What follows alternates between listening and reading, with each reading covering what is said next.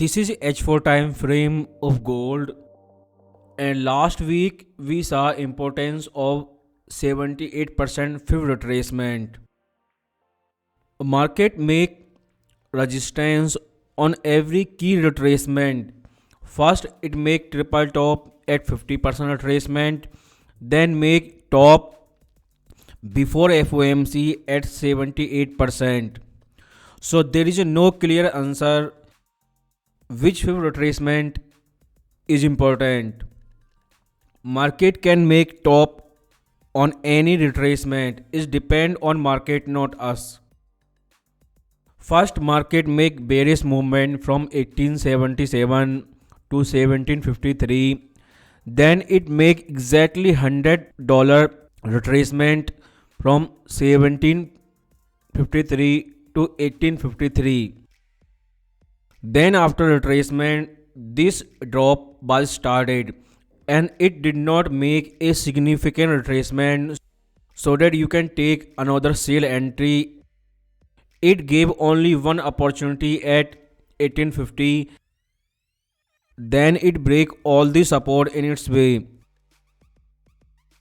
When you draw a retracement for this correction only from 1753 to 1853, then market made more than 61% retracement. It did not stop until make retracement up to low of wave X. This 1803 at 50% retracement was first key retracement support, and all the buying entry are below this level. So next week and this new month February, you can expect, if you already have buying entry near 1780 support, that market can retest 1803. Since bottom 1720 and top of this trend 1877 are not broken, so you can see price is still making a correction. Until it does not break this top and bottom, there is no big trend. On this H4 time frame, 1850 and 1877 are our key resistance, and 1762 and 1721 are our support. Since market drop was started from 78% retracement, similarly for downside retracement, the last level for trend reversal is 1774. If 1780 support on lower time frame like 15 minute or 30 minute breaks, then it could retest 1774. If that level break, then you can expect trend reversal, because 78% is the last retracement for trend, and this drop confirm the importance of 78% retracement. Because we explain this 1780 support on H1 time frame in details on TradingView and our Telegram channel, and you have already a buying position, then your TP should be 1803, because this 1780 horizontal support and this retracement from 50 to 61 are buying zone.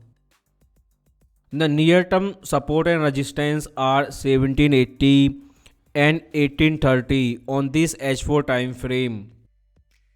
You can resell this trend, but you have to wait for a retracement. After last week FOMC, now everything depends on March FOMC meeting.